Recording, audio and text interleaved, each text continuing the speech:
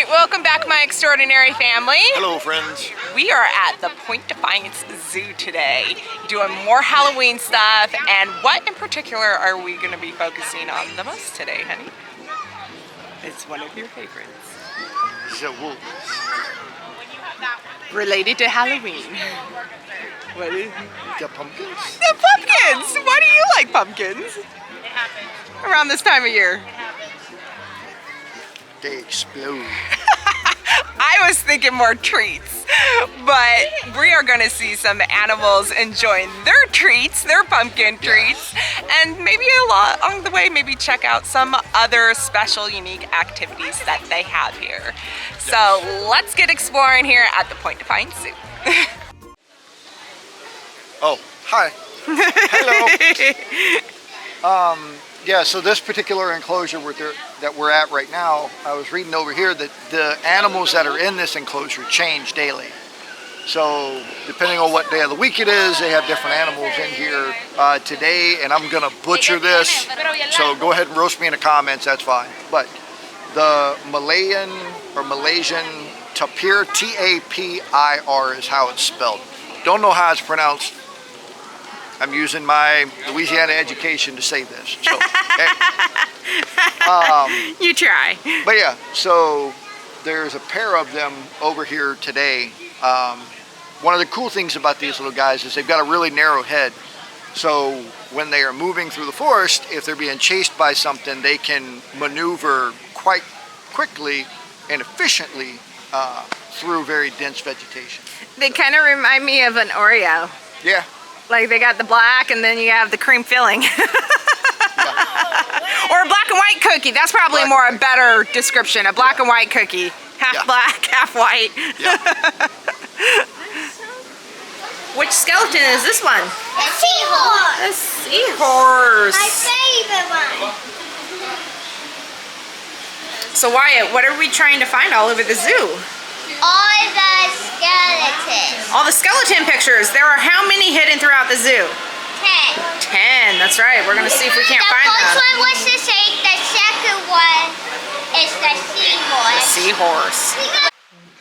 So what number of skeleton is this one? 3. Number 3. So we found 3. Next more to go. All right, we found another skeleton picture over by the Arctic fox. We have 6 more to go, Wyatt? Yep. 6 more to go. This is a stingray skeleton. That is cool looking. And there is the little Arctic fox. Let me zoom in. Looky how sweet. Look at that face. Alright, my finger. Look at that face. So cute.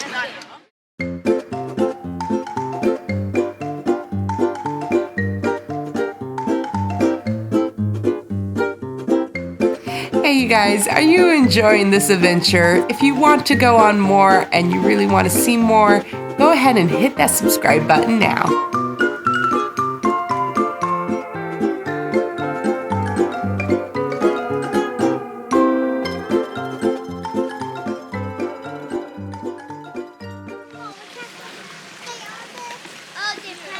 They're bringing it out. Oh my. It's so slow. Ooh. She's coming out. Yeah. Look, she sees it. I think she sees it. Look at her nose.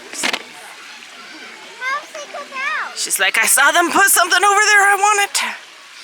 I want it. Why is she not moving? Well, they have it closed off right now, honey. They'll open it up for her.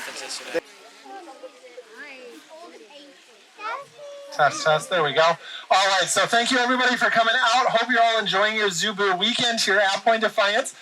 This is our regularly scheduled Elephant Keeper Chat time. We just have a little special activity with Suki getting to do a pumpkin smash today. My name is Russell. I am one of the Elephant Keepers. I'm one of Suki's full-time care team. And for those who aren't familiar with Suki, we like to start out these elephant keeper chats just by giving a little bit of information about her, about who she is as an individual, because she's a really remarkable animal who has a really cool backstory. She has come through the gate, but it's just going to take her a minute to remember to come over here to the pool. But we'll see her come around the corner in just a sec. She's going to come and smash that pumpkin. The pumpkin is kind of a seasonal treat for Suki. So she usually gets it around the holiday fall times, but it's really fun, kind of bigger treat than she gets normally. Suki is an elderly female Asian elephant, so she actually just recently celebrated her 59th birthday. And at age 59, she is not only one of the very oldest animals here at the zoo, she is also about 10 years over the median life expectancy for a female Asian elephant. So that means typically we're going to expect Asian elephants like her to live to be about 47, 48. Suki obviously well above that, well into her golden years of life. It looks like maybe she's a little bit more interested in the greens than in the pumpkin. She actually did get a big, about 50, 60-pound pumpkin yesterday. And we don't give that to her 2 days in a row, just because that is a lot of big, hard stuff to go through her gut.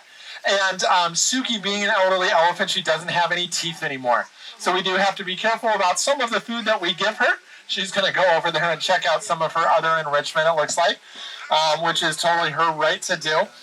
But yeah, not having any teeth anymore, not uncommon for an elephant of Suki's age. So elephants replace their teeth a little bit differently than we do. We just get 2 sets of teeth. We get our baby teeth. We replace those at some point when we're kids. Some of you out there are probably doing that right now. And then hopefully we keep our adult teeth for the rest of our life. Elephants, they eat a lot of food that is really, really tough. So they eat things like leaves and grass and tree bark that really wear teeth down. Suki, do you want some of your hay? I also brought your hay out for you. I'm going to toss it over here so more people can see you. And you can snack on that. But because elephants have a diet that is so tough, it really wears their teeth down. And so instead of just getting 2 sets of teeth, they actually get 6 sets of teeth that they go through in their lifetime. They typically replace their last set of teeth or get their last set of teeth in at about age 40 or so. So it's not unusual for a 59-year-old elephant to be completely out of teeth, and that is the situation with Suki. So we do monitor. Occasionally she gets those big treats like the pumpkins, but other than that, all of her food has to be chopped, mulch, sliced, diced really, really fine and small, just to make sure that she's still able to digest everything and get all the nutrients that she needs out of her diet. So what I just tossed her there is a bag of her regular hay diet. She gets about 75 pounds of that hay every day, broken up into various feedings. We put it in that brown paper bag just so I can heave it over the pool. You'll probably see her eat the paper bag at some point. That is totally fine. Again, elephants, they are evolved to eat leaves and grass and tree bark and all kinds of really tough fibrous things. So the brown paper is not a problem for her to digest. The hay that is inside it, it's chopped up, it's mulched. So it's kind of like having a hay smoothie. It's just easier for her to chew, digest, get all the nutrients that she needs, even as an old toothless lady. So she's going to be working on that for a little while. As she does, and as she's pulling that up, you might see her sifting through the hay. That is a great chance to watch her trunk in action. So an elephant's trunk is an absolutely amazing appendage that they've evolved to help manipulate the world around them.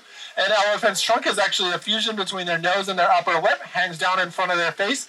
In an elephant's trunk, there are 0 bones. There are about 90,000 muscle fibers. That's more than we have in our entire body. She has just in her nose there. So that means that she is not only very flexible, very strong with her nose, she also has a lot of control with it. She can pick up something about the size of an individual raisin off the ground. I know personally I can't do that first time with my fingers. So it's really incredible what she's able to do with that trunk. Suki, again, 59 years old. She has been here at our zoo for about 27 years, a little over 27 years. She came here March of 1996. So long time that she has lived here, but if we're doing the math, Suki clearly has had some other homes in her time. She moved around quite a bit when she was younger. Point Defiance is the place where she's lived for the longest, and we do consider it to be her forever home. Suki, when she was young, though, she was born in Thailand. She made the move to the U.S. She came into human care when she was very young, less than a year old. She moved across the Pacific to the U.S. She's lived at a couple of different zoos. She also spent about 20 years as an elephant in a circus, a small circus that toured around mostly on the East Coast. And most recently, before she came here, she lived at a zoo in Missouri. The zoo that she lived at in Missouri had a big herd of elephants, so they've had a really good elephant program for a long time. Unfortunately, Suki wasn't a good fit there because she's a very special elephant. Most elephants, they are social animals. They like hanging out with each other. They like being in big groups. Suki, though, she is just not a social elephant. Her whole life, she's had a bad combination of being a very dominant animal. She thinks she's the boss of everybody, and she has very bad social skills. So if we put those two things together, it means Suki does not play well with others. She's a bit of a bully to other elephants. So she was a kind of a misfit being in that big herd environment. She came here in part to be a part of a more relaxed social environment. She could more easily spend some time by herself. She has done really, really well in our environment here, obviously. We've kept her for a long time. In her time here at Point Defiance, Suki has had some elephant roommates, but we use that word roommate rather than herdmate, family member, even buddy or friend, because they've really just been other elephants that lived in the same building. Kind of like you get a roommate on Craigslist. They're okay, but you're not going to be best pals. Suki had one long-term roommate named Hanako. Those who came to the zoo a few years ago might remember seeing Suki and Hanako here. Hanako passed away at the beginning of 2020, so for about the last 3.5 years, Suki's been flying solo and really honestly living her best life. She's no longer competing with other elephants for food, for space, for attention. She still gets to see her best friend most days. That is our lead keeper, Shannon. Shannon and Suki have worked together for the whole 27 years she's been here, and they are really tight. They're like that. They have a close bond. The rest of her full-time care team, myself included, we're okay, but Shannon is very clearly the favorite, and she is not shy about expressing that. So she's going to be munching on that hay here. I do want to make sure if anybody has any questions about Suki, I get those answered. The last thing I want to say, though, before I start taking questions, really quick, just say thank you, everybody, for coming out. Thank you for supporting the zoo today. I know it's not the best weather. We're getting into that northwest gloom and doom season. But thank you all for coming out. Your support means we're able to take care of Suki and all the rest of our animals in our collection. It also means we're able to provide some support to Suki's wild cousins. Asian elephants in the wild in Asia, unfortunately, they are an endangered species. Across the whole continent of Asia, there's only about 40,000 wild Asian elephants left. And I like to put that in perspective by saying there's about 5 times as many people living just here in the city of Tacoma as there are Asian elephants across the whole continent of Asia left.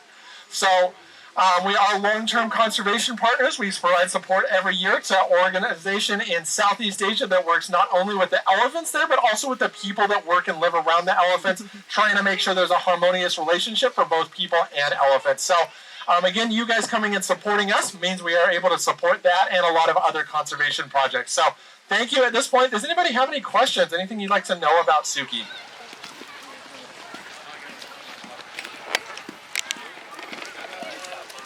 So if you notice a change in outfit, Wyatt has my hoodie on because he is cold and mamas look out for their babies, so I'm okay with being a little chilly, but I can handle the cold a lot better than some members of my family. The only thing that's cold on me is my ears right now. Other than that, not too bad. Nope, don't say that. I offered to go to the truck and get you a jacket. I have a jacket for you in the truck, but you said no. Well, I want to waste time because we don't have too many hours here. Wow. But we learned a fun fact though about the breathers. Oh yeah. Why he's wearing the fresh air hoods. Yeah. So Suki here, she actually has tuberculosis. So, as a precaution for staff members, so anybody that knows anything about that particular disease, it can be transferred through any of the snot or anything that gets on the ground. And if it gets kicked up and they breathe that in, then it gets transferred. So, to prevent that, they wear the clean air hoods,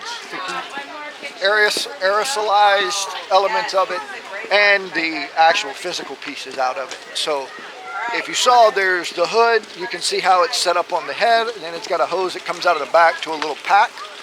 And basically what that little pack is it's a battery-powered air pump that continuously pumps fresh air into the hoods. So you can see here, they're already getting ready to set up so many thousands and thousands of lights throughout the zoo for their zoo lights at Christmas time. And we will definitely be back for that, and I'm so excited. November 1st. For what? Christmas lights. And Christmas decorations. No, I'm not getting... tree. No. Okay. I'm sorry. So I am not one to get out the Christmas tree until after Thanksgiving. He would prefer to have it earlier. Which one are you, before or after Thanksgiving? Let us know in the comments. See, I think it should be up just year round. And then you rotate it. You have your Mardi Gras tree. No. Your 4th of July. No. Your Memorial Day. Oh!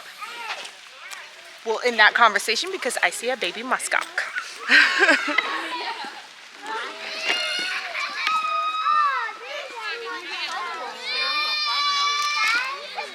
No, right here, over here on the ground. That's the mama.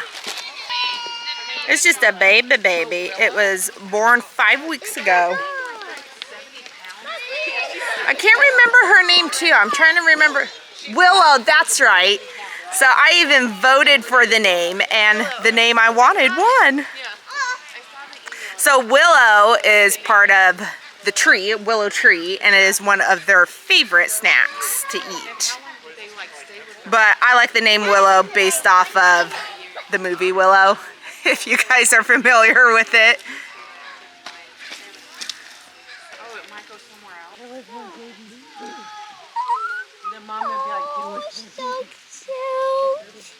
We started seeing the Red Wolf Zookeeper chat, but right when we were really getting into it, it started to rain, and we were kind of tired of the day, really, and tired of being wet too.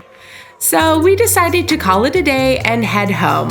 I really hope you enjoyed this video. If you have, go ahead and hit that like button. And while you're at it, if you want to join us on more adventures, go ahead and hit that subscribe button too. And as always, you guys, all my love, remember that an ordinary life can truly be extraordinary. I'll see you next time. A new home for a while, let me feel alive. Nothing to hold me back, take my time, just enjoy the ride. She handed me the camera. 'Twas her fault. You're gonna fall backwards.